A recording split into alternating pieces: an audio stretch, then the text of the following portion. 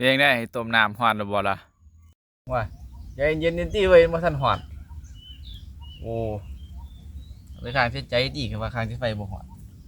วางพี่พาไปข้างเทศใจคุยไปเอาเดี๋ยวนี้เนาะว่านกระเทือหนึงเด้อมึงนี่ว่านไปหาหมอมาหมอให้ยามามื้อเช้านี้จักกินแล้วหรือบ่กินวะหลงเว้ยกินอีกนะจักหน่อยยานลืมเว้ยหมอแฮ่งสั่งมาว่าห้ามลืมเด้อว่าซั่นจักกินหรือบ่กินมื้อเช้านี้โอ้เป็นผู้เฒ่านี่บ่ดีเนาะลงหน้าลงหลังเฮ็ดหยังแล้วก็ว่าบ่ได้เฮ็ดแล้วก็ว่าลืมกินยาแล้วก็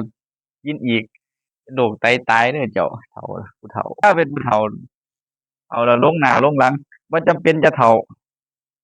แต่ว่าเถามันก็มีแนวดีว่าลงหน้าลงหลังมีแนวดีอยู่สิดีแนวใด